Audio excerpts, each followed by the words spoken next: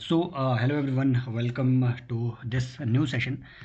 और पिछले सेशन में हम कई चीज़ें छोड़ चुके थे। ठीक है, ये बची हुई थी। यहाँ तक हमने लास्ट सेशन में कवर कर लिया था 2023 के यूपीएससी के जो पीवाईक्यूज़ हैं, सीएपीएफ, सीएससी, एनडीए, सीडीएस वगैरह। ठीक है, उनको हम यहाँ पे डिस्कस कर रहे हैं। तो स्टार्ट करते हैं यहाँ से। Consider the following statements regarding the poverty in India. While determining the poverty line in India, a minimum level of food requirement, clothing, footwear, fuel and light, education and medical requirement etc. are determined for subsistence. है ना, may be अब देखो, क्योंकि poverty को हमने इतना deeply study किया है। आप जब देखेंगे जो कोर्स में अगर मैं ये यूट्यूब के लिए कोर्स बना रहा हूँ, तो जो यूट्यूब में नए लर्नर हैं, जो नए ऐड हो रहे हैं, उनको बता दें कि this is a part of our course program prelims का पंचनामा, जो कि आप civilspot.in पे जा कर के, ठीक है, यहाँ पे जा कर के परचेज़ कर सकते हैं। और यहाँ पे टॉपिक वाइज आपको हर चीज़ के यूपीएससी के पीवाईक्यू प्लस एनसीईआरटी के नोट्स एट्सेट्रा सब चीज़ें एक जगह आपको देखने को मिलेगी। This is a revision oriented module, और ये लेक्चर शायद उसका एक हिस्सा होने वाला है अगर मैं ये यूट्यूब में अपलोड कर रहा हूँ तो। राइट, अब देखिए, क्योंकि पॉवर्टी पे इन सारे सेशंस में जो हमने ऑलरेडी पहले भी किए हुए हैं कि किस तरीके से इंडिया का पॉवर्टी एस्टिमेशन होता है, अलग कमेटी, लकड़ावाला कमेटी, और उसके बाद रंगाराजन कमेटी, है ना, तेंदुलकर कमेटी, इन सब की रिकमेंडेशन वगैरह पे। और हम देख भी रहे हैं कि हर साल यूपीएससी हर एक क्वेश्चन में, दैट मीन्स साल में 2-3 बार यूपीएससी पॉवर्टी एस्टिमेशन से सवाल पूछ रहा है। हालांकि सीएससी में अभी तक लास्ट कुछ ईयर्स में ये नहीं पूछा गया है। सीडीएस सीएपीएफ में ट्रेंड है, you can expect a question in CSC as well. तो हमने ये देखा है कि ठीक है, इवन ठीक है, after the after Tendulkar committee and Rangarajan committee as well, both of them they recommended कि अपार्ट फ्रॉम कैलोरी रिक्वायरमेंट के अलावा भी कुछ ऐसे इंडिकेटर होने चाहिए जो कि कॉम्प्रिहेंसिव मेजर ऑफ पॉवर्टी को बताएं। तो उसमें clothing, footwear, fuel, light, education, medical requirement etcetera, ये सब चीज़ें भी देखी जाती हैं। राइट, तो हमने पॉवर्टी एस्टिमेशन के वो तरीके देखे थे। मिक्स्ड रेफरेंस पीरियड, जो कि आजकल हम यूज़ करते हैं, ठीक है, या फिर यूनिफॉर्म रिसोर्स पीरियड, ये पहले यूज़ होता था 2003-2004 के आसपास ये यूज़ होता था। ठीक है, तो अब ये क्या चीज़ें हैं, ये ऑलरेडी हम स्टडी कर चुके हैं पिछले सेशंस में, आप जाकर के उन्हें देखिए। अदरवाइज़ हमारा फालतू में यहाँ पे एक ही चीज़ को बार बार रिपीट करने, है ना, रिपीट करने में टाइम वेस्ट होगा। तो ये स्टेटमेंट इस्टेब्लिश्ड है कि सही है। अब पॉवर्टी को इतने अच्छे से एनालाइज करने के बाद कोई भी कहेगा कि हाँ, ये स्टेटमेंट सही है। सेकंड स्टेटमेंट पढ़ते हैं। The accepted average calorie requirement in India at 2400 calories पर person per day and rural area 2100 calorie पर पर्सन। अब देखिए, जो जो लकड़ा वाला कमेटी है, और उसके बाद इवन जो जो तेंदुलकर कमेटी है, इन्होंने भी कैलोरी रिक्वायरमेंट को इसी तरीके से एडजस्ट किया हुआ था। राइट, लेकिन एक बात आपको ध्यान में रखनी है, यहाँ से आगे वो स्टेटमेंट बना सकता है। रंगाराजन कमेटी ने अपनी जो रिकमेंडेशन दी, जिनको कि सबको लागू नहीं किया गया है, ठीक है, तो अपनी जो रिकमेंडेशन दी उसमें उन्होंने कैलोरी रिक्वायरमेंट को घटाया। ये अर्बन, हर चीज़ आपको याद नहीं रखनी है। अर्बन इन्होंने घटा करके लगभग आपके सॉरी, रूरल घटा करके लगभग इन्होंने है ना 2100 के आसपास लाई, और अर्बन 2000 के आसपास इन्होंने रखी। ठीक है कि कैलोरी पर पर्सन पर डे। लेकिन सारी रिकमेंडेशन लागू नहीं हुई है।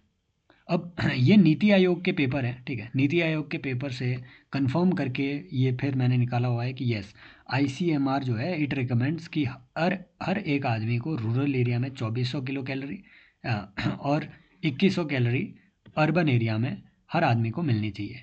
लेकिन स्टेटमेंट वो यहाँ से बनाएगा, लेकिन जो एफएओ, जो फूड एंड एग्रीकल्चर ऑर्गेनाइजेशन है, ये एक common minimum required calorie norm रखता है for both urban and rural people. India में रूरल और अर्बन लोगों के लिए कैलोरी रिक्वायरमेंट अलग अलग से प्रेस्क्राइब की गई है, क्योंकि रूरल लोग, है ना, भाई हार्ड वर्किंग है, इनको ज़्यादा कैलोरी चाहिए होगी। अर्बन पीपल अगर उतनी ही कैलोरी लेने लगे तो वैसे उनके पेट फूले जा रहे हैं, इनके और फूल जाएंगे। तो एफएओ लेकिन एक common minimum required standard calorie norm रखता है। राइट, वो भी 1800 KCL, जो आपको याद नहीं रखना है। ये नहीं रखना है याद कि कौन कितना, बस आइडिया रखो कि हाँ लगभग लगभग इतना चल रहा है, समझ रहे हो। तो ये फॉर एग्जांपल इन्होंने स्टेटमेंट में अभी 2023 के CDS में ही यूपीएससी ने ये एक सवाल भी पूछा हुआ था कि while Tendulkar committee recommended different poverty line basket, I am talking about basket, poverty line basket, poverty line basket different for rural and urban India, but but the Rangarajan committee it came back to, कुछ ऐसी statement उन्होंने दी थी कि it reverted that decision and prescribed a uniform basket, है ना। तो ये statement गलत थी, एक्चुअल में उल्टा हुआ है। पहले हम रूरल इंडिया और अर्बन इंडिया के लिए अलग अलग बास्केट का यूज़ करते थे, ठीक है। पॉवर्टी लाइन बास्केट, बास्केट मतलब कि कौन कौन सी वो गुड्स देखी जाए, फॉर एग्जांपल टीवी फ्रिज है या नहीं है, घर है या नहीं है, मान लो, है ना, कौन कौन सी कपड़े है या नहीं है, तो कौन कौन सी वो गुड्स बास्केट में रखी जाए जिसके बेसिस पे हम सर्वे करेंगे आपको इनकी एक्सेस है या नहीं। तो पहले हम रूरल और अर्बन इंडिया के लिए अलग अलग बास्केट रखते थे कि रूरल इंडिया में अगर ये है तो इसे पुअर मानेंगे, है ना, ये नहीं है किसी के पास तो उसे पुअर मानेंगे, टीवी नहीं है किसी के पास तो पुअर मानेंगे, अर्बन इंडिया में अगर फ्रिज नहीं है किसी के पास तो उसे पुअर मानेंगे। तो अलग अलग बास्केट रखी जाती थी पहले। बट जो तेंदुलकर कमेटी है इन्होंने यूनिफॉर्म बास्केट सजेस्ट की थी। फिर रंगाराजन कमेटी आई, इसने फिर से रिवर्ट बैक कर दिया कि नहीं, रूरल और अर्बन इंडिया के लिए अलग अलग बास्केट होनी चाहिए। समझ रहे हो बात को। तो ये आपको थोड़ा ध्यान में रखना है, और both 1 and 2 is the statement that is correct. आगे देखते हैं ये क्वेश्चन, भाई ये आपकी आंखें खोल देगा कि वाई ऑल दिस प्रैक्टिस जो हम कर रहे हैं ना, जो हम कर रहे हैं यूपीएससी के PYQ एनालिसिस कम रिसर्च कम रिवीजन सीरीज, ठीक है, ये सब चीज़ों का एक पैकेज है। तो जो ये यहाँ पे कर रहे हैं, रिसर्च कर रहे हैं, ये क्यों इतनी इंपॉर्टेंट है अभी आप देखिएगा। देखिए ये 2023 का PYQ है, 2023 CDS का। अभी मैं बताऊंगा जादू क्या होता है, और वो भी CDS 1 का, आई थिंक, राइट। कि which of the following statements about race to zero campaign are correct. Race to zero, one of the major objective of race to zero campaign is to build momentum around the shift to decarbonized economy, and it is related to zero sum game. Now this is a very typical statement. अगर zero sum game का किसी को पता है, अगर कोई PSIR optional का है ना, या IR को बहुत अच्छे से स्टडी करता है, तो उसे पता है कि zero sum game international relations में एक थ्योरी है, राइट। कि कौन कंट्री जीतेगी, कौन कम कंट्री हारेगी, देयर आर सर्टेन गेम्स, है ना, उनका नाम अलग अलग रखा गया है कि it is a zero sum game, है ना, it is for example there is a prisoner's dilemma, right. तो देर आर डिफरेंट डिफरेंट जो है इनके नाम रखे गए हैं, कुछ थ्योरीज है ये, राइट। तो ये तो एकदम गलत हो गया, क्योंकि ये दोनों देखो बहुत डिसोशिएटेड है। अगर किसी को पता है कि जीरो सम गेम क्या है, तो वो डीकार्बनाइजेशन से रिलेटेड नहीं है ना। अगर किसी को मालूम है तो इनमें से दोनों तो साथ एक साथ में सही नहीं हो सकती है। Both 1 and 2 can not be the answer. This seems even if you don't know कि race to zero campaign actual में क्या है, तो भी आप देखेंगे कि कैंपेन क्या ये गेम से रिलेटेड हो सकता है, क्या ये IR की कोई थ्योरी हो सकती है कैंपेन, नो, है ना। ये कुछ वर्ड है जो आपको आइडेंटिफाई करने हैं कि कैंपेन वर्ड यूज हुआ है, that means we are promoting something. तो मोस्ट प्रोबेबली ये इसका आंसर हो सकता है कि वन ऑफ द। और एक दूसरी बात, आप यूपीएससी के क्वेश्चन पेपर में ये भी देखना, डी या फिर नन ऑफ द अबव ना बहुत रेयरली वो यूज़ करते हैं, बहुत रेयरली। हमने जितने अभी तक PYQ देखे, बहुत rarely none of the above उन्होंने यूज़ किया होगा। कम से कम 100 क्वेश्चन में 3 या 4 ही ऐसे क्वेश्चन होते हैं जिसमें वो none of the above use करते हैं, समझ रहे हो। तो ये बात भी आपको ध्यान में रखनी है, यूपीएससी का ये ट्रेंड है। तो स्टेटमेंट 1 इज करेक्ट, और इससे लगता भी है कि जीरो कैंपेन, है ना, race to zero campaign build momentum around the shift to decarbonized economy, कि भैया नेट जीरो एमिशन हम करें। तो है ना, zero zero net zero emission, ये सब चीज़ें यहाँ पे कनेक्ट होती है। तो आंसर इज 1 ओनली, बट मैंने इसके लिए ये यूज़ नहीं किया है। आपने देखा है 2020 के यूपीएससी के PYQ में under two coalition U2 coalition पे क्वेश्चन पूछा गया था कि नहीं। U2 कोएलिशन पे there was a question in 2020 under two coalition, and climate group पे क्लाइमेट ग्रुप पे there was a question in 2023 prelims, है ना। और ये जो रेस टू जीरो कैंपेन है, ये इस क्लाइमेट ग्रुप का ही कैंपेन है।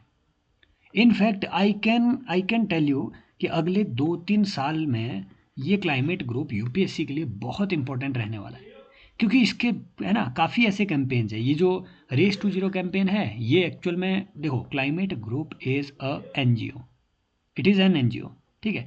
और इसमें बहुत सारी कंपनियां, कंट्रीज, नॉन गवर्नमेंट ऑर्गेनाइजेशंस, है ना, पब्लिक ऑर्गेनाइजेशंस, ये सब मिल करके इसके सारे कैंपेन्स का हिस्सा बने हुए हैं, राइट। और इसका फॉर एग्जांपल जैसे अंडर टू कोलेशन है, इस कोलेशन का काम ये है कि दुनिया का जो टेम्परेचर राइज हो रहा है, इसे किसी ना किसी तरीके से अंडर 2 डिग्री सेल्सियस रखा जाए। और क्लाइमेट ग्रुप इसे सेक्रेटेरियल सर्विस प्रोवाइड करता है। यही यही एक पीवाईक्यू था 2023 में। जब हम देखेंगे 2023 के एनवायरनमेंट के पीवाईक्यू, वहाँ आपको ये बात पता चलेगी और वहाँ हम फिर से इसे रिवाइज करेंगे। बट कल के लिए अगर वो बोले, यहीं से अब आपको ध्यान में आ जाएगा कि क्लाइमेट ग्रुप पे भाई क्वेश्चन पूछ रहा है वो, U2 कोलेशन पे ऑलरेडी उसने पूछा है, क्लाइमेट ग्रुप पे ऑलरेडी उसने पूछा है, रेस टू जीरो पे ऑलरेडी पूछा हुआ है। तो क्लाइमेट ग्रुप का ही एक ऐसा ही रेस टू रेजिलियंस, जो कि रेस टू जीरो का पार्ट है, क्लाइमेट रेजिलियंस प्रमोट करने के लिए रेस टू रेजिलियंस करके इसका एक और प्रोग्राम भी है। तो अगर इससे वो सवाल पूछे आपको, तो ध्यान में रखना है कि यस, ये क्लाइमेट ग्रुप का ही एक पार्ट है।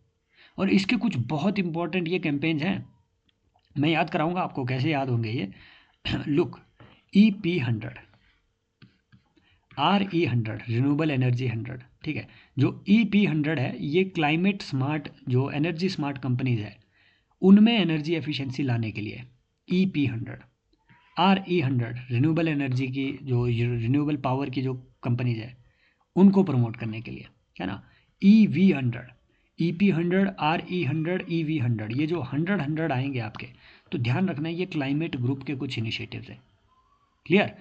EV100 हो गया, RE100 हो गया, EV100 प्लस वगैरह, route zero, race to zero, under two coalition, इस पे PY पूछा हुआ है। Steel zero, race to zero, है ना, steel zero, race to zero, race to resilience, concrete zero, steel zero, समझ रहे हो? ये जीरो जीरो इस टाइप के, ये जो सारी चीज़ें हैं, 24/7 कार्बन फ्री कोलेशन, ऐसे देखो, यहाँ से वो PY बनाएगा, और ऑलरेडी उसने बनाए हुए हैं, तो आपको ये ध्यान में रखने पड़ेंगे, याद रखने पड़ेंगे। 2-3 बार इस स्लाइड को, एक स्लाइड को देखना, यहाँ पे आपका एक पूरा क्वेश्चन छिपा हुआ हो सकता है। क्लियर? तो इसको एक बार अच्छे से देखना, याद रह ही जाएगा यार। जहाँ EV100, RE100, EP100, ये सब आएगा, concrete zero, race to zero, route zero, steel zero, ये आएगा। या फिर under two coalition, 24/7 carbon free coalition, ये ऐसे नाम जहाँ पे आएंगे, तो आपको क्लाइमेट ग्रुप चमकना चाहिए। अब यहीं पे हमने नहीं रुकना है, अब हमने आएंगे यहाँ से इकोनॉमी में, कि there is something known as race to bottom as well. दुनिया में देर इज अ टर्म, वो आपसे पूछ सकते हैं कि what is race to bottom. This race to bottom is related to two different, है ना, टू डिफरेंट इकोनॉमिक फिनोमेना। एक रेस टू बॉटम है कि भैया ग्लोबल LPG के एरा में, लिबरलाइजेशन, प्राइवेटाइजेशन, ग्लोबलाइजेशन के एरा में, many countries across the world, they are trying to lower down their labour, social and environmental standards, ताकि competitive advantage वो गेन कर सके, है ना, ताकि इन्वेस्टमेंट को अट्रैक्ट कर सके। देखो, अगर टफ लेबर लॉज होंगे, तो कौन फॉरेन इन्वेस्टर आकर के इंडिया जैसी कंट्री में या किसी और कंट्री में आकर के इंडस्ट्री इस्टेब्लिश करेगा? No, why? Because labour laws are very tough, social laws are very tough, environmental regulation are very tough, तो इन्वेस्टमेंट नहीं आएगी। इसी चीज़ को देखते हुए रेस टू जो बॉटम जो है दुनिया में चली हुई है, ये एक चीज़ है। एक रेस टू बॉटम है टैक्सेशन की, टैक्सेशन ये और इम्पॉर्टेंट हो गई है। टैक्सेशन की रेस टू बॉटम क्या है? Many countries around the world, they are making themselves as tax havens, tax havens, ठीक है। तो टैक्स हेवंस वो खुद को बनाने की कोशिश कर रहे हैं, ताकि जो भी हाई नेटवर्थ इंडिविजुअल है, वो अपना पैसा उन पर्टिकुलर कंट्रीज में ले जाए। और इससे उनका एक फ़ायदा ये भी होता है, आगे हम देखेंगे। BEPS क्या चीज़ है ये अभी देखेंगे, इस पे PYQ है। Base erosion and profit shifting. जो कंट्रीज़ है, जो कंपनीज़ है, वो नॉर्मल कंट्री से पैसा अर्न करके टैक्स हेवंस में, लो टैक्स रिजीम वाली कंट्रीज़ में जा कर के वो शिफ्ट कर देते हैं।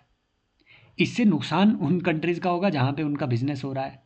जिन कंपनीज़ का जिन कंट्री में बिजनेस हो रहा है, नुकसान तो उन कंट्री का है, क्योंकि वहाँ से टैक्स का जो बेस है वो शिफ्ट किया जा रहा है टैक्स हेवन कंट्रीज़ में, है ना। तो there is a race to bottom as well दुनिया में। जैसे स्विट्ज़रलैंड हो गया, पनामा वगैरह हो गया, ये कुछ ऐसी कंट्रीज़ हैं जहाँ बिल्कुल नियर जीरो टैक्सेशन जो है चार्ज होता है। इसी चीज़ को रोकने के लिए दुनिया में लाया गया है ग्लोबल मिनिमम टैक्स। ये OECD और G20 का एक कॉमन वेंचर है। इसी को टू पिलर अप्रोच भी कहते हैं, और यूपीएससी ने टू पिलर अप्रोच पे ठीक है क्वेश्चन भी पूछा हुआ है। यहाँ से वो सीधा आपसे पूछ सकता है कि two pillar approach has been in news recently with respect to which of the following. तो ये आपको ध्यान में रखना है, ये ग्लोबल मिनिमम टैक्स से रिलेटेड है। इसी चीज़ को कर्व करने के लिए कि there are certain tax havens, है ना, उन टैक्स हेवंस को किस तरीके से रोका जाए, ठीक है, या फिर उनकी फॉर्मेशन को किस तरीके से रोका जाए, इसके लिए हम ला रहे हैं ग्लोबल मिनिमम टैक्स। ठीक है, तो ये race to bottom in corporate taxes को रोकने के लिए एक ग्लोबल मिनिमम टैक्स का या टू पिलर अप्रोच एक सुझाई गई है। क्लियर। अब देखो ये प्रॉफिट शिफ्टिंग क्या होती है, इसे अभी हम देखेंगे। ठीक है, इसे अभी हम देखेंगे, लेकिन उससे पहले, क्योंकि इससे पहले कि मैं आपको बता दूं, इससे पहले आप एक क्वेश्चन लगा लो जो यूपीएससी में 2016 में ऑलरेडी इस चीज़ से पूछा हुआ है कि base erosion and profit shifting, ये समटाइम्स सीन इन न्यूज़ है, किस चीज़ से रिलेटेड है। Mining operation by multinational companies in resource rich but backward areas, curbing of the tax evasion by multinational companies, exploitation of genetic resources, lack of consideration environmental cost, base erosion, tax base का erosion हो रहा है और profit shift हो रहे हैं लो tax countries में। ठीक है, और इस प्रैक्टिस को ही कहा जा रहा है base erosion and profit shifting. Actual में क्या होता है, मान लीजिए there are two companies, company A and company B, they are living in, है ना, they are operating in two different countries. This is high tax country, this is low tax country. ठीक है, अब ये जो दोनों कंपनियां हैं, इसको मान लीजिए कोई तीसरी कंपनी सी कंट्रोल कर रही है, ये दोनों बस सब्सिडरी हैं इनके। तो अब होता क्या है कि जो ए कंपनी है, जो कि बड़ी कंपनी है, एक्चुअल में जिसके फंक्शन है ना, जिसके काम एक्चुअल में हो रहे हैं, जो अर्न कर रही है, वो अर्निंग कंपनी है, अर्निंग मेंबर है ए कंपनी। हाई टैक्स कंट्री में ये अर्न कर रही है, मान लीजिए यूएसए, मान लीजिए इंडिया, ऐसी कंट्रीज़ में मान लीजिए ये ए कंपनी अर्न कर रही है। अब यहाँ इसे ज़्यादा टैक्स देना पड़ रहा है 18%, यहाँ पे सिर्फ 2% टैक्स देना पड़ता है। तो ये कंपनी ए क्या करेगी, बी से थोड़ा सा सामान ले लेगी, कोई सामान ले लेगी, मान लो इसने, है ना, मान लो छोले ले लिए, चने, चने 1 किलो के मान लीजिए 80 रुपये में मिल रहे हैं चने 1 किलो। लेकिन इसने क्या किया, इसने यहाँ हाई टैक्स कंट्री में, है ना, यहाँ टैक्स ऑफिशियल्स को बता दिया कि हमने चने लिए बी कंपनी से, कुछ स्पेशल चने थे, और ये 80 रुपये नहीं, हमें 180 रुपये के मिले पर केजी। दैट मीन्स 100 रुपया इसने एक्स्ट्रा ट्रांसफ़र कर दिया, कहाँ, बी में। और प्रॉफिट वो 100 रुपया कहाँ शो हुआ, इस कंट्री में जहाँ लो टैक्स देना पड़ रहा है, 100 रुपया। यहाँ इसी 100 रुपये पे इन्हें 18 रुपये टैक्स देना पड़ रहा था, यहाँ सिर्फ 2 रुपया टैक्स देना पड़ रहा है। That means they are shifting their tax base from country A to country B. इसी को कहते हैं base erosion and profit shifting, है ना, base erosion and profit shifting. और इसी को कहते हैं ट्रांसफ़र प्राइसिंग भी। ये जो प्राइस इन्होंने अननेचुरल प्राइस डिटरमाइन किया है, इसी को कहते हैं ट्रांसफ़र प्राइसिंग भी। Transfer of goods from one country to other country, उसमें जो प्राइस जो दो कंपनियां लगाती है, म्यूचुअली एग्रीड प्राइस होता है, उसे कहते हैं ट्रांसफ़र प्राइसिंग। इसी प्रैक्टिस को रोकने के लिए OECD ने ट्रांसफ़र प्राइसिंग को रोकने के लिए ही टू पिलर अप्रोच लाई है। वो क्या अप्रोच है अभी देखेंगे, है ना। और OECD का क्या मानना है, OECD रेगुलेशन कहती है कि आर्म्स लेंथ प्रिंसिपल को अडॉप्ट किया जाना जरूरी है। यहाँ से भी वो सवाल पूछ सकता है, what is this arm's length principle. Arm's length principle से, ठीक है, you are two subsidiaries of company C, है ना, you are two subsidiaries, enjoy it, but we will treat your transactions as if you are independent companies. And your pricing should be based on market value, है ना। और आपके बीच कुछ भी established ties नहीं होने चाहिए दो कंपनियों के बीच, है ना, कि आप जो है शेयरिंग कर रहे हो, प्रॉफिट की शेयरिंग कर रहे हो। No, please keep an arms length between your self. आपको बस ध्यान में यही रखना है कि arms length principle is something related to transfer pricing, कि प्राइसिंग ऐसे डिटरमाइन करो कि आप बिल्कुल इंडिपेंडेंट कंपनियां हो। ऐसा ना हो कि आप जो है एक दूसरे को बस प्राइस अपने दे रहे हो, राइट। अब इस पूरी प्रैक्टिस को रोकने के लिए OECD का है 2 पिलर अप्रोच। इस 2 पिलर अप्रोच में क्या चीज़ें हैं? Number 1, there is a global minimum tax rate, है ना, इसी को GEMP भी कहते हैं, ग्लोबल मिनिमम टैक्स रेट 15%, कि भैया सारी कंट्रियां जो कुछ बड़ी कंपनियां हैं, है ना, उन पे मिनिमम 15% की जो है टैक्स लगाएंगे, ग्लोबल मिनिमम टैक्स रेट। तो इसमें जो लिमिट रखी गई है दैट इज़ समथिंग, है ना, अराउंड 750 यूरो, लगभग मिलियन यूरो, है ना, कुछ ऐसी इनकी जो है लिमिट, मिलियन या फिर बिलियन यूरो, राइट, समथिंग, है ना। मैं खुद इसको, you don't need to remember a limit, लेकिन आपको ध्यान में ये रखना है कि ये सब कंपनियों पे नहीं लग रहा है ना। You don't need to remember these numbers. ध्यान में ये रखना है कि ये जो ग्लोबल मिनिमम टैक्स रेट है सब कंपनियों पे नहीं लग रहा है, बड़ी कंपनियों पे लग रहा है। तो कंट्रीज को ग्लोबल मिनिमम टैक्स रेट रखना पड़ेगा, मिनिमम 15%। और अगर वो नहीं रखे, मान लो कंट्री, कोई भी कंट्री ए है, उसने इस पिलर 2 अप्रोच को साइन कर रखा है ना। अगर मान लीजिए उसका टैक्स अभी भी बड़ी कंपनियों पे सिर्फ 10% लग रहा है, तो ऑटोमेटिकली अज्यूम किया जाएगा कि 5% जो है ये टैक्स, ये एक टॉपअप टैक्स होगा, है ना, और ये 5% टैक्स ऑटोमेटिकली अज्यूम किया जाएगा कि उस कंपनी पे लगा हुआ है, राइट। तो दिस इज नंबर 1। दूसरा पिलर है रीडिस्ट्रीब्यूशन का। रीडिस्ट्रीब्यूशन का प्रिंसिपल क्या कहता है कि मान लीजिए जो बड़ी कंट्रीज है, जैसे USA हो गया, है ना, EU हो गया, यहाँ पे बड़ी बड़ी कंपनियाँ रहती हैं। तो ये जो ग्लोबल जायंट्स है जो यहाँ पे रह रहे हैं, ये अपनी अर्निंग कहाँ से कर रहे हैं? थर्ड वर्ल्ड से नॉर्मली कर रहे हैं। तो ये दूसरा प्रिंसिपल क्या कहता है कि इनके जितना भी यहाँ टैक्स USA में ये कलेक्ट कर रहे हैं, वो प्रॉफिट अर्न कहाँ से कर रहे हैं? थर्ड वर्ल्ड से। सो USA की वो जो कंपनी है, EU की वो जो कंपनी है, वो, है ना, और ये उसने जो टैक्स USA में जा कर के पे किया, अर्न कहाँ किया? थर्ड वर्ल्ड में। पे कहाँ किया? USA में। तो उस पूरे टैक्स का एक हिस्सा वो थर्ड वर्ल्ड को भी या कमज़ोर कंट्रीज़ को भी देंगे, ठीक है। So there is this 2 pillar approach जिसमें क्वेश्चन बन सकता है। तो ये काफ़ी इंपॉर्टेंट सेशन, ठीक है, इस सेशन के सबसे कुछ इंपॉर्टेंट चीज़ें हैं जो हमने यहाँ पे डिस्कस करी, यहाँ से अच्छे क्वेश्चन बन सकते हैं।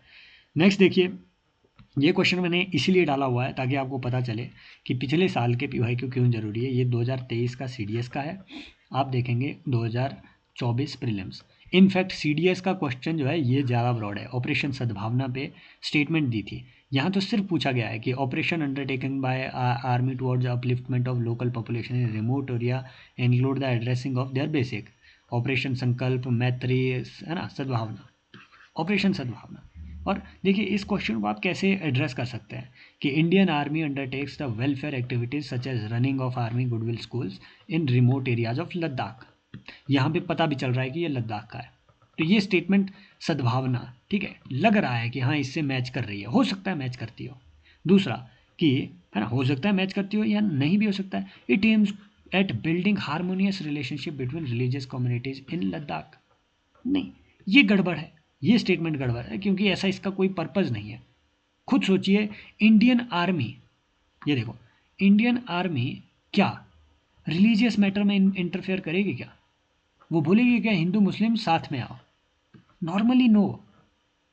समझ रहे हो ना? तो ये बहुत, मतलब ये ब्रीच ऑफ किसी का भी, हाँ, वो, है ना, आर्मी आर्मी जिन एरियाज में काम कर रही है, it is basically a function of local administration, वो ये काम कर सकते हैं, है ना। दूसरी बात, लद्दाख में भाई इतनी डिसहारमनी है भी नहीं रिलीजियस कम्युनिटीज़ के बीच कि वहाँ पे अलग से मिशन लाना पड़े। JNK लिखा होता तो आप मान सकते थे, राइट। तो ऐसे कुछ लॉजिक का यूज करके ही आपको एलिमिनेट करनी पड़ेंगी चीज़ें। क्लियर? तो ये मैंने बस बताने के लिए आपको लाया था, क्योंकि इस पर ज़्यादा रिसर्च करने की कोई उतनी ज़रूरत नहीं है। हाँ, तो दिस वॉज CDS का क्वेश्चन। अब देखिए इस क्वेश्चन को अटेम्प्ट करिए, ये बहुत कॉन्सेप्चुअल क्वेश्चन है, अच्छा क्वेश्चन है। कि suppose Indian citizen makes an investment abroad and earns a positive return on her investment, which of the following is correct, है ना, लगाइए ज़रा। तो ये बिल्कुल बेसिक फंडामेंटल से पूछा गया क्वेश्चन है कि मान लीजिए किसी इंडिविजुअल ने, इंडियन इंडिविजुअल ने अब्रॉड में इन्वेस्टमेंट करी और यहाँ से इसे कुछ अर्निंग हुई। अब ये जो अर्निंग आ रही है, ये जो इसकी अर्निंग आ रही है, ये अर्निंग इनमें से किन किन चीज़ों में, ठीक है, वो कंसिडर की जाएगी। हर income is a part of India GDP, no, यहीं से हटा दो। जहाँ भी बताया हुआ है, देखो इनकम फ्रॉम अब्रॉड जो इंडिया के लिए आ रही है वो हमारी जीडीपी का हिस्सा नहीं होती है। जीडीपी का हिस्सा वो ही चीज़ है जो कि इंडिया के टेरिटोरियल बाउंड्री के अंदर जो इकोनॉमिक एक्टिविटी होती है उसी को हम जीडीपी में कंसिडर करते हैं, समझ रहे हो। So it is not a part of India GDP.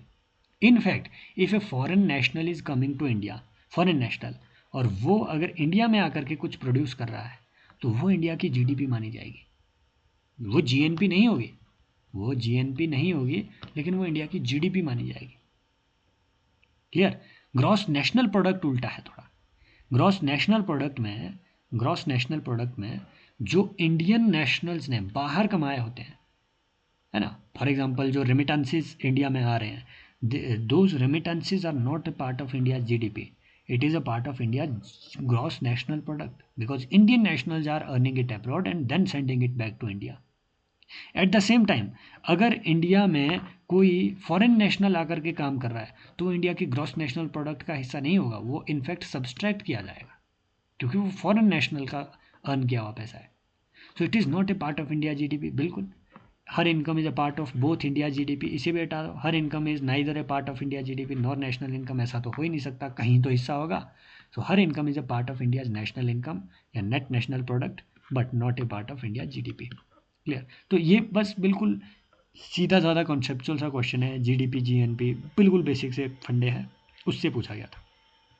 जैसे ये फिर से वही घिसा पिटा क्वेश्चन है, सेकंड 5 ईयर प्लान, ठीक है, जो नेहरू मालगोविस प्लान था, जिसमें कि हमने सभी को बताया, इसलिए मैं इन क्वेश्चन को ज़्यादा डिस्कस नहीं कर रहा हूँ, राइट, क्योंकि इसमें हम सभी को पता है रैपिड इंडस्ट्रियलाइजेशन की बात हुई थी और इसी प्लान को इसीलिए इतना क्रिटिसाइज़ किया भी जाता है कि ये सेकंड 5 ईयर प्लान की वजह से ही हमारी जो एग्रीकल्चर है वो तब तक इतनी स्ट्रांग नहीं हुई थी, डोमेस्टिक डिमांड उतनी स्ट्रांग क्रिएट नहीं हो पाई थी और आपने एकदम से रैपिड इंडस्ट्रियलाइजेशन की तरफ सिर्फ इसलिए शिफ्ट कर दिया क्योंकि फर्स्ट 5 ईयर प्लान के आपके टारगेट अचीव ही नहीं हुए, ओवर अचीव हुए।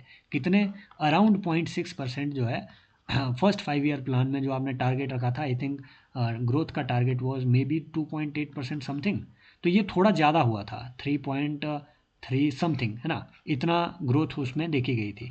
तो नेहरू जी थोड़ा उतावले हो गए होंगे कि यार ग्रोथ तो इंडिया अच्छी कर रहा है तो इंडस्ट्रियलाइजेशन करते हैं, अब छोड़ो किसानी को, है ना, तो उन्होंने इंडस्ट्रियलाइजेशन पे फोकस किया। लेकिन उसके बाद वही एक बड़ा कारण बना इंडिया की एक बड़ी डी ग्रोथ का, क्योंकि ठीक 10 साल बाद, क्योंकि आपने एग्रीकल्चर पे उतना अच्छा फोकस नहीं किया, तो 1964 में ही इस बात को देखना आप शुरू कर देंगे कि इंडिया में फेमाइन आना शुरू हो जाता है और वो फेमाइन 1965 से 1967 तक बहुत, है ना, अपनी पीक पे रहा। तभी इंडिया में बाद में हमें ग्रीन रेवोल्यूशन फिर से लानी पड़ी। तो मतलब ये अप डाउन चलता रहा, एग्रीकल्चर बढ़ी फिर घटी, है ना, यहाँ इंडस्ट्रियलाइजेशन बढ़ रहा था, फिर इंडस्ट्रियलाइजेशन को फिर से एक हार्म हुआ। क्यों? क्योंकि भैया डिमांड ही क्रिएट नहीं हो रही थी, most of the people were dependent on agriculture and you were not focusing on it, right. So it was an economic miss planning, ठीक है।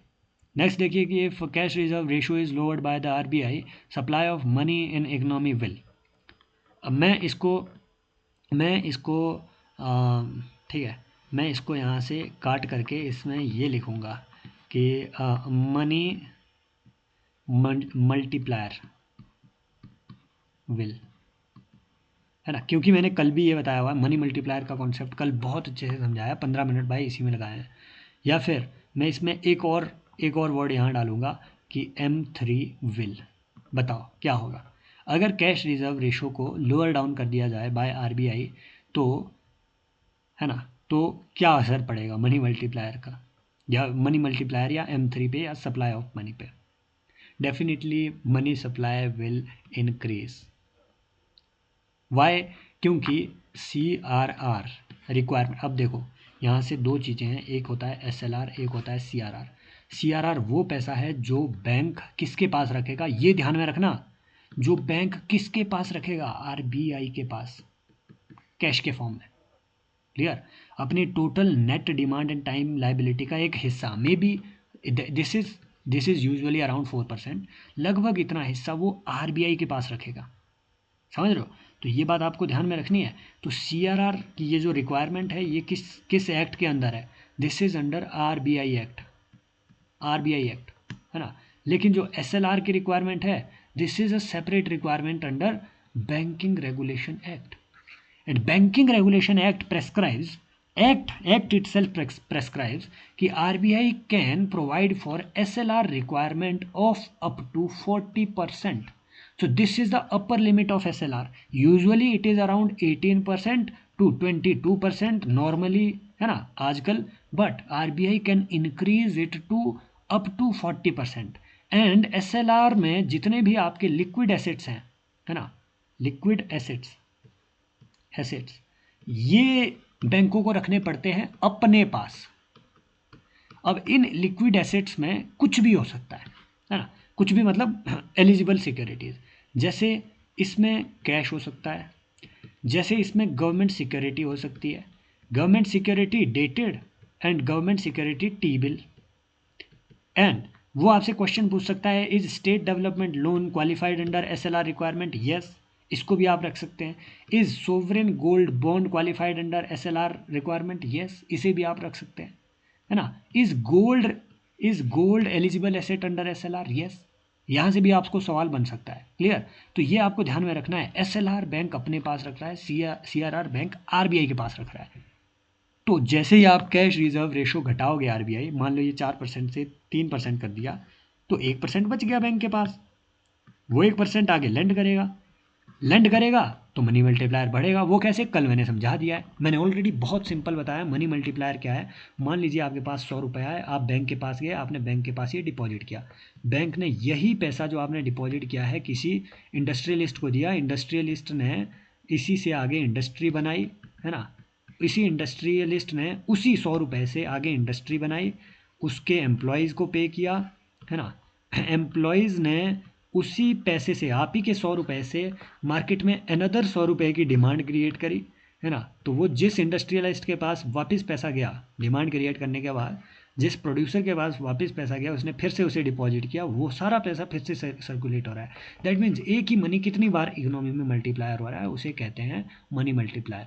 M3 कॉमन मनी सप्लाई को कहा जाता है। M3 जितना बड़ा होगा, मनी सप्लाई जितनी ज़्यादा होगी, सर्कुलेशन में जितनी करेंसी होगी, उतना ही ज़्यादा आपका मनी मल्टीप्लायर भी होगा, मनी मल्टीप्लायर भी इंक्रीज़ होगा इससे, अगर वो आपसे आगे सवाल पूछे तो।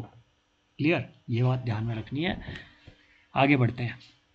और हाँ, एक बात मैंने है ना, कल थोड़ा इसमें सेशन में इसमें कन्फ्यूजन हो गया था, इसको मैं और क्लियर कर देता हूँ, क्योंकि यूपीएससी ने ही इस पर गलत एक्चुअली आंसर क्वेश्चन पूछ लिए थे। एक तो देखो ये सरासर गलत क्वेश्चन है यूपीएससी का, है ना, ये बिल्कुल बाइज्जत बरी कर दिया जाना चाहिए ये पूरा आपका क्वेश्चन। दूसरा ये देखिए, ये जो क्वेश्चन आया हुआ था कि नैरो मनी क्या चीज़ है, M0, तो एक्चुअल में देखो क्या है, जो करेंसी इन सर्कुलेशन है और करेंसी विद पब्लिक है, currency with public is actually a subset of currency in circulation. Currency in circulation में, करेंसी इन सर्कुलेशन में वो सारी करेंसी आती है जो बैंकों के पास हो प्लस जो पब्लिक के पास हो, मतलब आपके हाथ में जो पैसा है, समझ रहे हो, बैंकों के पास या पब्लिक के पास। सो करेंसी इन सर्कुलेशन में ये भी आ रहा है, समझ रहे हो इस बात को।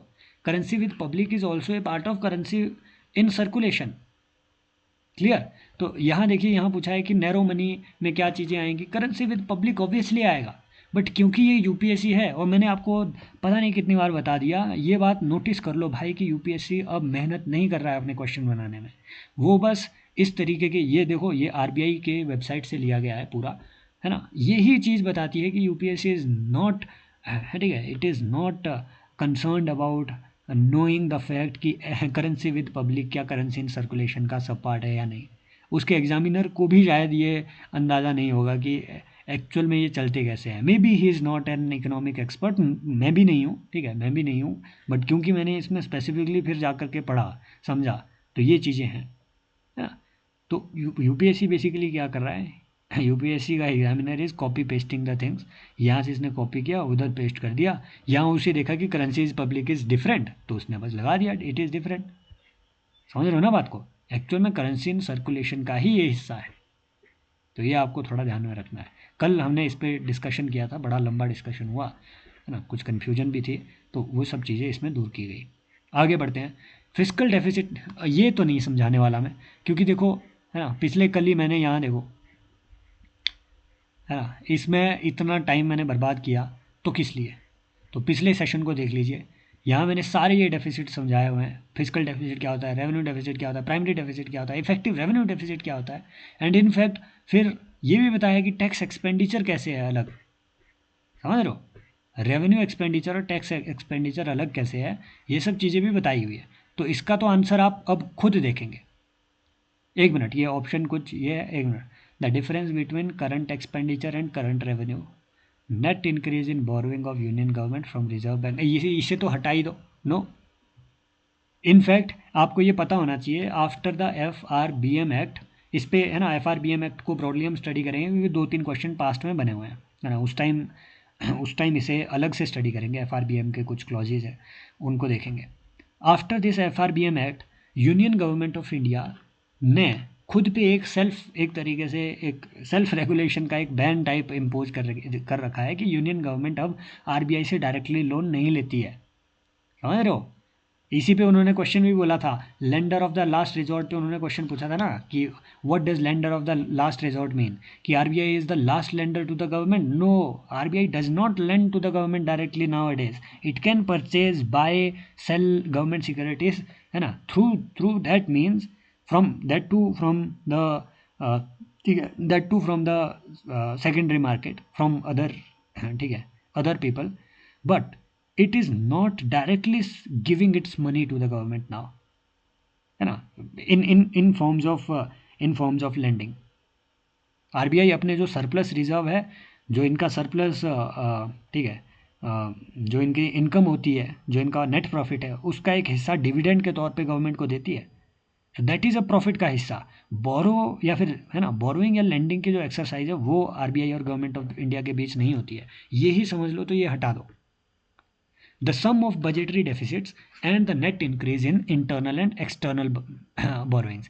एक्चुअल में देखो, बहुत लोग इसका आंसर ए लगाएंगे आप लोगों में से, answer is C actually, because it is not current expenditure and current revenue, no difference between current expenditure and current revenue, no. Why, because actual में फिजिकल डेफिसिट, हालांकि मैंने ये कल बहुत ब्रॉडली है ना बताया हुआ है, तो आप मोर क्लैरिटी के लिए पिछले कल वाला वो सेशन जाकर के कोर्स में आप जाकर के देख लो, अगर बहुत ज़्यादा क्लैरिटी चाहिए। अभी के लिए मैं कल वाली चीज़ ही रिपीट कर रहा हूँ कि physical deficit is equal to आपका total expenditure minus total non, ठीक है, non debt creating receipts, total non debt creating receipt, है ना। अब ये नॉन डेट क्रिएटिंग रिसीट में आपकी रेवेन्यू रिसीट भी आती है, आपकी non debt creating capital receipt भी आती है। Non debt creating capital receipt माने आपने कोई कंपनी बेची, उससे जो आपको पैसा मिला, that is your capital receipt, right. तो मान लीजिए आपने कोई लोन दे के रखा हुआ था किसी गवर्नमेंट को या किसी एजेंसी को, उसने वापस कर दिया आपका loan, that is a principal amount is a capital receipt. Non debt creating capital receipt, है ना, और रेवेन्यू रिसीट्स टोटल, ये आपका हुआ total non debt creating revenue, total non debt creating receipt.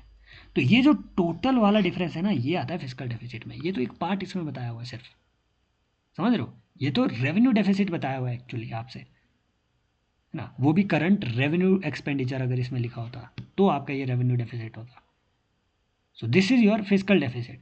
Now how does this explain it, there is something known as budgetary deficit, जो कि आजकल normally देखा नहीं जाता है किसी भी कंट्री में। कंट्री जैसे इंडिया आजकल बजट डेफिसिट की फिगर शो नहीं करती है, क्योंकि हमारा बजट डेफिसिट लास्ट में जीरो आता है अब, ठीक है, क्योंकि हमने सब चीज़ें मर्ज कर रखी होती है। एक्चुअल में जो बजटरी डेफिसिट क्या होती है, budgetary deficit is total budgetary expenditure minus total budgetary receipt. ठीक है, total budgetary expenditure minus total budgetary receipt जो आपकी है वो आपका आता है बजटरी डेफिसिट में, राइट। अब बजटरी रिसीट का मतलब क्या होता है? बजटरी रिसीट माने जो कि आप किसी भी तरीके की बोरोइंग से पहले, बजट में आपके जो एस्टिमेटेड रिसीट आ रही है बोरोइंग से पहले, वही चीज़ नॉन डेट क्रिएशन से पहले जो आपकी, ठीक है, जो आपकी बजट में रिसीट आ रही है, ठीक है, उसे हम कहते हैं budgetary receipts, budgetary receipt, right. तो ये जो ये ठीक है, जो बजटरी रिसीट है, मान लीजिए अगर आपका है ना बजटरी एक्सपेंडिचर अगर आपका 100 रुपया है और एस्टिमेटेड है कि सरकार की जो अपनी अर्निंग है, अपनी अर्निंग वो सिर्फ 99 रुपीज़ होगी, 99 रुपीज़ होगी, समझ रहे हो? तो जितना भी ये 1 रुपये का डेफिसिट है, लोग कहेंगे कि इसे फिस्कल डेफिसिट है, ये नहीं, फिस्कल डेफिसिट टोटल बाद में क्रिएट होगा, क्योंकि मान लीजिए सरकार ने अगर ये सोचा फिर कि हम एडिशनल 100 रुपीज़ और जो है एक्सपेंडिचर करेंगे या फिर 10 रुपीज़ और एक्सपेंडिचर करेंगे किसी रोड बनाने में, है ना, जो एडिशनल होगा, जो एडिशनल होगा नॉर्मल बजट से, जो आपका एडिशनल होगा, राइट। तो मान लीजिए इसको फाइनेंस करने के लिए सरकार फिर क्या करेगी, गवर्नमेंट सिक्योरिटी लोन वगैरह लेगी, तो ये भी आपके बजट, ये भी आपके फिस्कल डेफिसिट में ऐड होगा, बजटरी डेफिसिट प्लस ये जो एडिशनल बोरोइंग ली गई है, ये दोनों मिलकर के आपका टोटल फिस्कल डेफिसिट बनाएंगे। इनफैक्ट ये जो फिगर है आजकल, क्योंकि बजटरी, इसीलिए बजटरी डेफिसिट की फिगर जो है गवर्नमेंट सब अब जो है लाती नहीं है, इस फिगर को कैलकुलेट नहीं करती है नॉर्मली गवर्नमेंट्स, क्योंकि ये मान लिया जाता है कि हमारे बजट में कोई डेफिसिट नहीं है। वाई? बिकॉज ये जो डेट अब आप है ना क्रिएट कर रहे हैं, जो डेट वाली रिसीट होती है उसे भी बजट का ही हिस्सा मान लिया जाता है। सो टोटल जब आप डेफिसिट देखेंगे, बजटरी डेफिसिट, तो बजट एक्सपेंडिचर और बजट रिसीट, जब आप इसे टोटल देखेंगे आजकल तो ये जीरो ही आता है। There is no budgetary deficit, है ना, there is fiscal deficit, to finance that fiscal deficit we are borrowing and hence there is no budgetary deficit. But ये उस, है ना, लगभग 1990s में गवर्नमेंट ऑफ इंडिया भी बजटरी डेफिसिट अपनी, ठीक है, पब्लिश करती थी कि हाँ यार हमारा बजट इतना डेफिसिट में चल रहा है ना। तो मान लीजिए पिछले साल का बजट है, पिछले साल का बजट ही आपके 10 रुपये की डेफिसिट में चल रहा है ना। तो सरकार को क्या करना पड़ेगा, पिछले साल के ये 10 रुपये को फाइनेंस करने के लिए भी लोन लेना पड़ेगा, और जो नया नेट इंक्रीज है, नया लोन इस साल का लोन, वो भी इसमें ऐड करना पड़ेगा, फिर आएगी आपकी एफडी की फिस्कल डेफिसिट की फिगर पूरी। पिछले साल का भी है बजटरी डेफिसिट जो अभी चला हुआ है ना, जो आपने अभी भी फंड नहीं किया है, काम आपने कर दिया, पैसा आपके पास था नहीं, समझ रहे हो ना बात को, इन सिंपल काम कर दिया, एक्सपेंडिचर कर दिया, शो कर दिया बैलेंस शीट में, पैसा भाई आपके पास था नहीं। पहले सरकारें ऐसी ही चलती थी, तभी तो आरबीआई को पैसा प्रिंट करना पड़ता था, अब आरबीआई नहीं करता है प्रिंट, समझ रहे हो, अब उन्हें वैसे ही शुरू में ही बोरोइंग कर लेनी पड़ती है, समझ रहे हो ना बात को। अब आरबीआई देखो पैसा प्रिंट कर रहा है, लेकिन पैसा प्रिंट करके सरकार को नहीं दे रहा है। मैंने आपको बताया ना कि आरबीआई इज़ नॉट गिविंग, है ना, cash to the government nowadays, print करके कि भैया हाँ आपके पास 100 रुपये की कमी है, कोई बात नहीं मैं छापता हूँ। अब वो प्रैक्टिस हमने है ना, वो प्रैक्टिस अब इंडिया में नहीं होती है। RBI is not directly lending to the government, number one. Number two, RBI is not nowadays printing new currency to finance the government budget. वो हेलीकॉप्टर मनी हमने अब देना बंद कर दिया है। क्लियर? तो बस यही इसका पूरा कॉन्सेप्ट था। आई होप ये आपको क्लियर है कि अब हम जो है बजटरी डेफिसिट की फिगर क्यों नहीं देखते हैं बजट में, है ना, क्योंकि ये सब चीज़ें अब बजट के कैलकुलेशन में ही ला दी गई है। अब पहले ही सरकार जो है बोरो करने के प्रपोजल, टोटल प्रपोजल डाल देती है। Which one of the following is the largest component of revenue expenditure in the union budget? ये भी देखो बहुत रिपीटेड घिसा पिटा क्वेश्चन, मैंने जो पिछले सेशंस लिए हुए हैं कम से कम ये 4 बार रिपीट हो गया है कि कौन सा पैसा कहाँ जा रहा है। तो लार्जेस्ट कंपोनेंट ये अभी भी देख लो, और 10 साल बाद मान लीजिए आप 2035 में अगर ये लेक्चर देख रहे हैं तब भी ये सेम रहेगा। जो लार्जेस्ट कंपोनेंट है ना revenue expenditure in union budget, वो इंटरेस्ट पेमेंट रहेगा, रेवेन्यू एक्सपेंडिचर। क्लियर? तो ये आपको ध्यान में रखना है कि लार्जेस्ट कंपोनेंट कहाँ जाता है, वेयर रूपी goes two is your interest payment, सबसे ज़्यादा इंटरेस्ट पेमेंट में जा रहा है। ठीक है, फिर state share of taxes and duties, or states share in taxes and duties, ये इसमें ऑप्शन में ही नहीं है। ओ तो 2025 का ये जो बजट है इसमें थोड़ा शिफ्ट हुआ है। ठीक है, state share in taxes and duties ये थोड़ा इंक्रीज हुआ है। फिर आपका आता है सेंट्रल सेक्टर स्कीम में। तो ये आपको ध्यान में रखना है भाई, अगली बार अगर ये सवाल आपसे पूछ लिया गया कि state share in taxes and duties, ठीक है, तो ये देखो ये भी रेवेन्यू एक्सपेंडिचर का ये हिस्सा होता है ना, ये सरकार का रेवेन्यू एक्सपेंडिचर है। It is not A capital transfer, it is a revenue expenditure. But फिर क्योंकि जब सरकार इसका इफेक्टिव रेवेन्यू डेफिसिट वगैरह निकालती है ना, तो आप पाएंगे कि ये काफ़ी लो हो जाता है, क्योंकि जो स्टेट गवर्नमेंट्स हैं वो मोर देन 40% कैपिटल एक्सपेंडिचर में इन्वेस्ट कर रही होती है।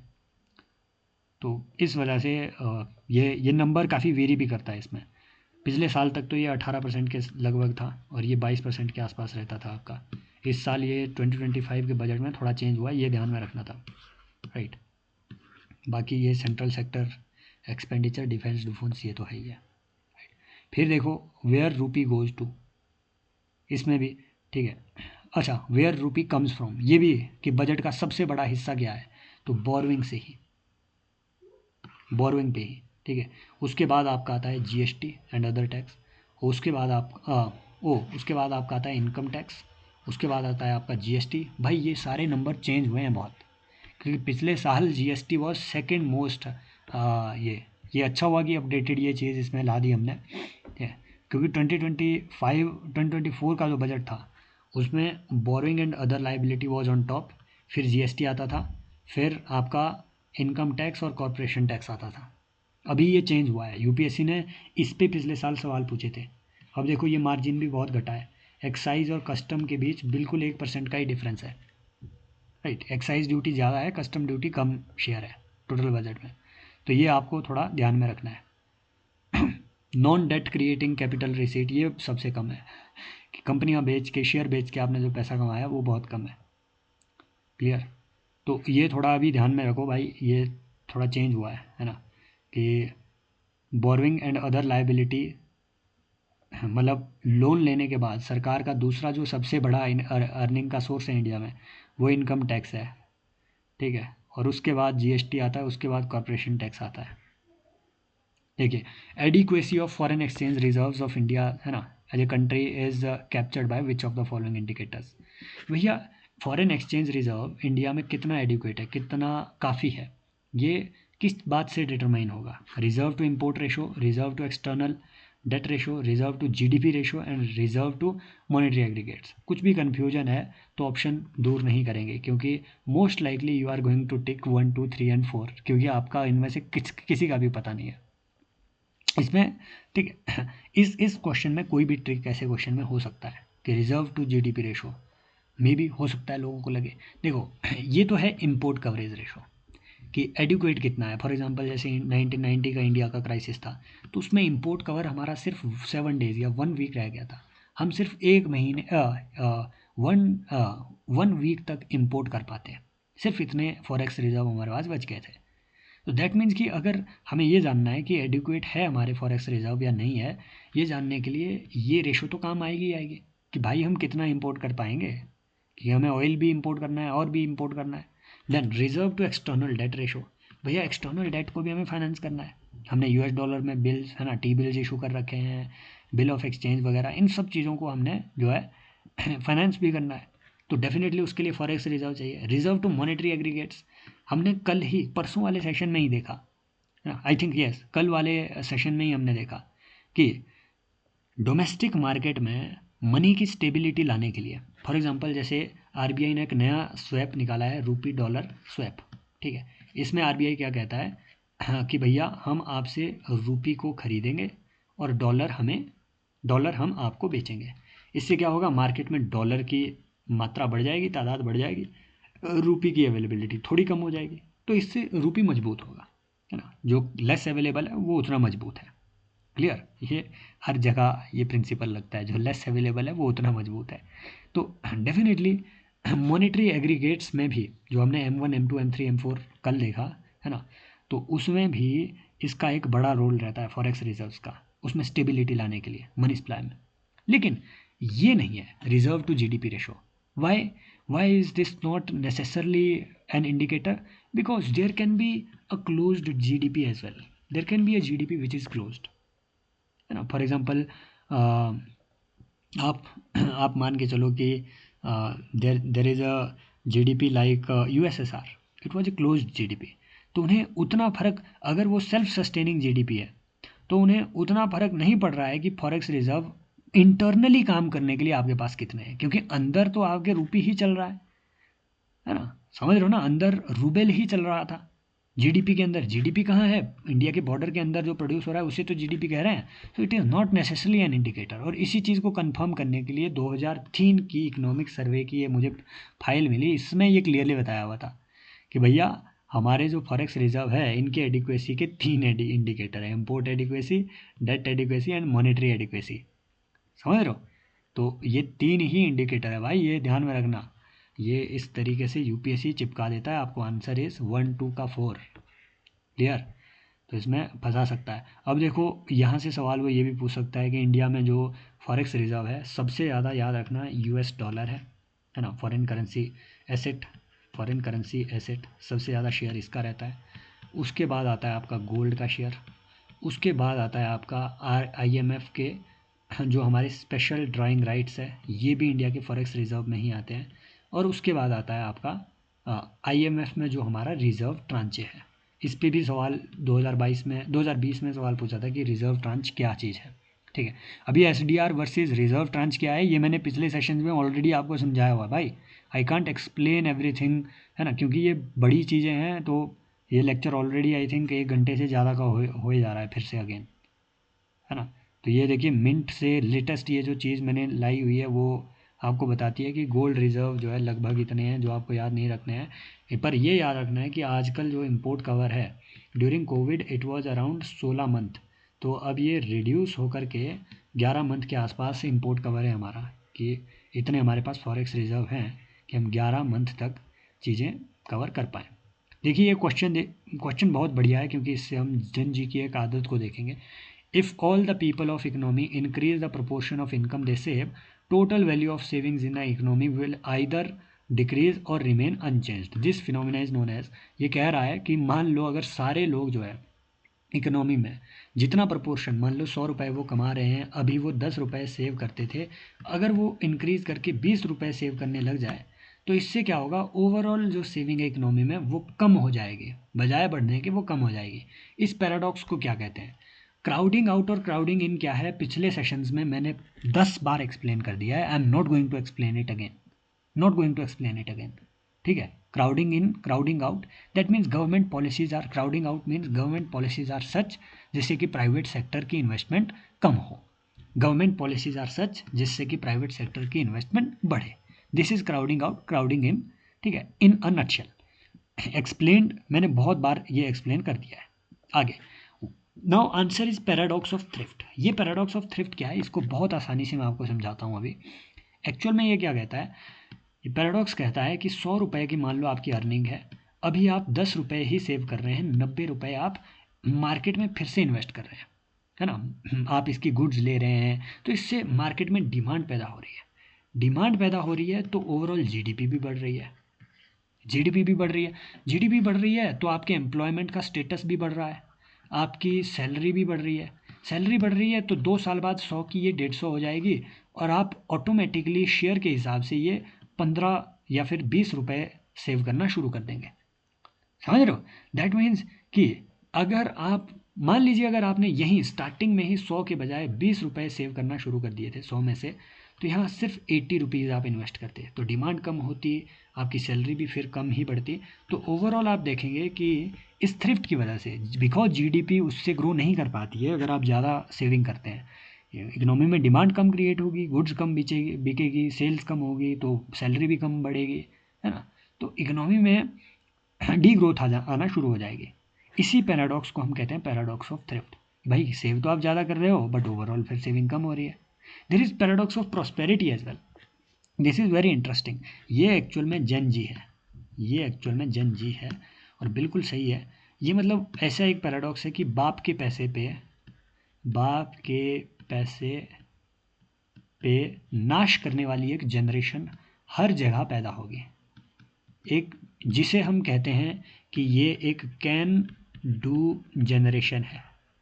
तो हर एक स्टेट में, हर एक गांव में, हर एक कस्बे में, हर एक देश में एक कैन डू जनरेशन पैदा होगी। ये क्यों कैन डू होगी? इसलिए क्योंकि ये प्रॉस्पेरिटी पे बैठी हुई है, वो प्रॉस्पेरिटी जो इसकी प्रीवियस जनरेशन ने अर्न की है। तो इनको ये they will be basically spoon feeders. इनको हर चीज़ बैठ बैठ के मिली, तो ये काम नहीं करना चाहते हैं। आप देखेंगे आजकल की people are leaving the jobs, people don't want to work, है ना। Specially Gen Z, they don't want to work, they don't want to work. Why? Because they were not taught to work from the beginning, right? They don't want to work.